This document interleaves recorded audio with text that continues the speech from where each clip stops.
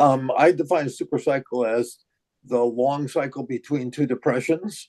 So the 1930s was the last Great Depression, and the 2030s is probably the next depression. So we're in the last decade. The global bust will feel like a depression, but that's not the depression because we have the printing press. We'll print our way out of this one. The problem is it will create the opposite effect. We'll be dealing with a deflationary bust in the next year, I believe, and they will print like they've never printed before, and it's that money that will cause the last recovery cycle, but it'll be a recovery cycle that's driven by double-digit inflation and industrial. So by the time we get to the early 2030s, I think you could be looking at 25% inflation in this country. Wow. So and if you have 25% inflation, and right now we have turned 320 trillion in global debt. By the time we get to the end of the decade, we could be looking at something north of 400 or 450 trillion.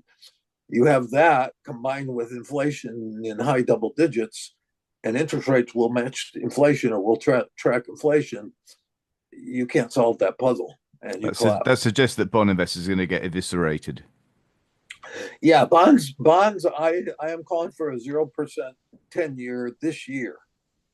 So Oh, by the end of this year, I think you could see a 0% tenure, because part of it is because we're heading towards deflation, but a mm, big part of it is if we get this global deflationary bust, I'm predicting the central bank, the Fed, just the Fed itself, may have to push out 20 trillion in new money in QE.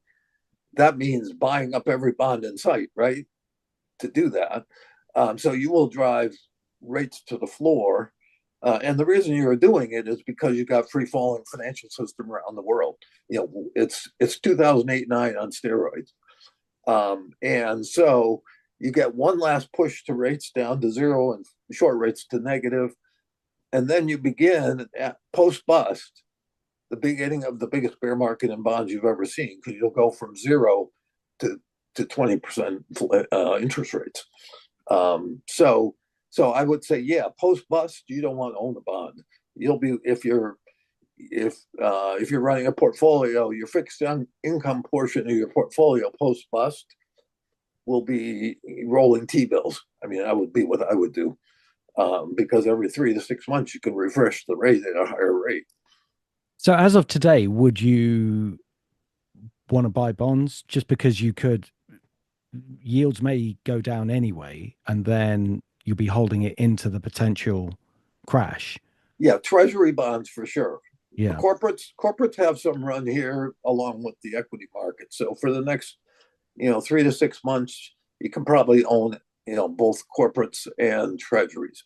But as we move closer to the bust, you'll only want to be in government guarantees, and then hold that through the. I think treasuries will be one of the very few assets to hold up in the bust. Um, So what will be the signs that you're looking for to show us that these cracks are appearing? Because as we know, these shearing of the markets can take quite some time, and surprisingly, the markets can hold up a long time as well yep. in those periods. Yeah, I say 3 to 6 months probably is my expectation for the equity market. But I've been saying this for a while, so it doesn't mean it can't go longer than that. I think what you'll see as you approach the top in the equity market is everybody will be all in. All the skepticism that's been there from October 2022 and before will be gone, and you'll have people talking about number one, Trump 2.0. The agenda is pro growth. Number two, it looks like the cycle can stretch, that we may be beginning a new cycle that can last for many years. Inflation, in my opinion, is not our concern right now. We're probably going to see inflation rolling over here and heading to the Fed's target and below. So people are going to feel good that the Fed actually did its job and beat inflation. So you're going to have kind of a cake and eat it too, where you feel like earnings are in good shape. The economy seemingly is slow growth, but in decent shape. and inflation's in good shape, and interest rates are heading lower. All of that, I think, will be the narrative near the top. The hardest part is when things look that good to realize that's probably the time to step out. Oh, absolutely. I mean, obviously your handle says everything about your way of approaching the markets being a contrarian. And it's something that if you're in the markets long enough, you see enough cycles, you know what it's like at the top, 1987, how bullish everybody was, the dot-com boom's a classic example. 2007, just before everyone buying houses and everyone making tons of money, and how it was just looked like the party would never stop. And obviously, there's been a lot of skepticism along the way since then because the system has not been fixed and the can has been kicked down the road. But here we are with that skepticism still there. And it's something, perhaps Trump is the key to all of this, because people will then really start to believe, and he will probably start to believe, that he's kind of fixed the markets. He's got that secret ingredient that will only make it ever go up. And then, you'll be saying, right, that's it. And the warning bells will be going off.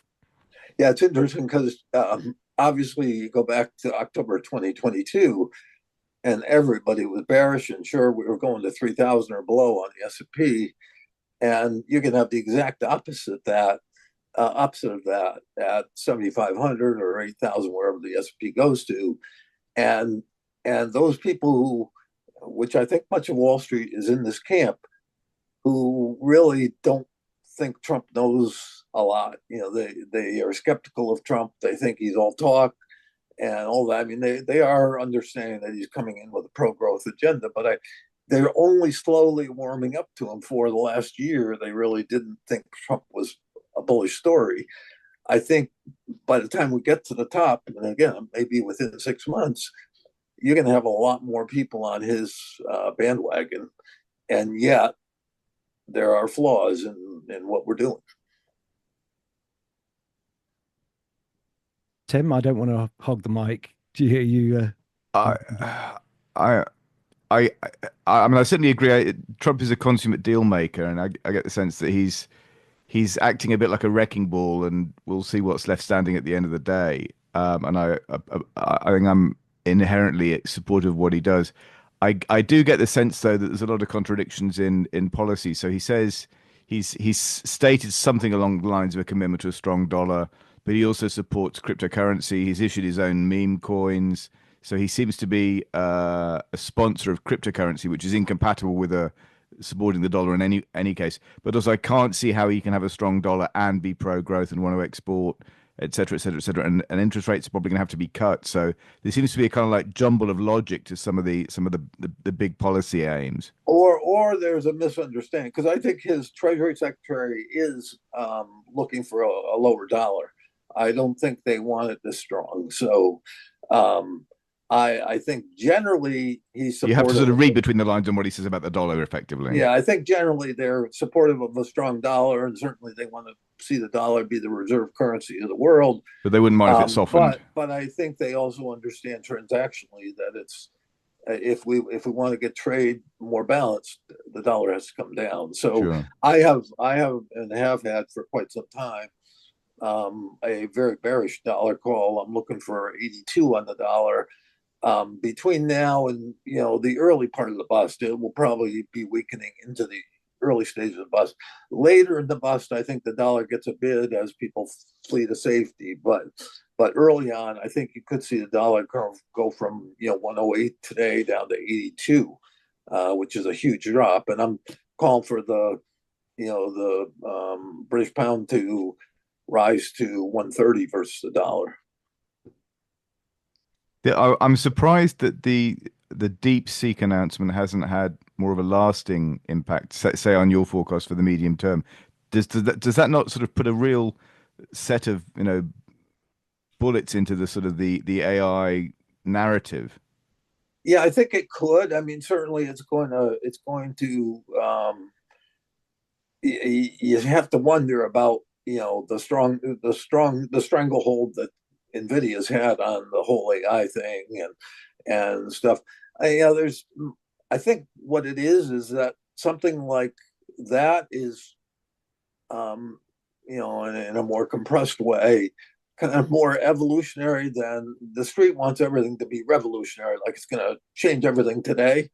I think I think most of the big companies ordering chips aren't going to, I don't think they're changing their orders or doing any of that based on that. But over a longer period of time, it does tell you that this thing's going to start broadening out, and there's going to be a bit of a democratization of AI.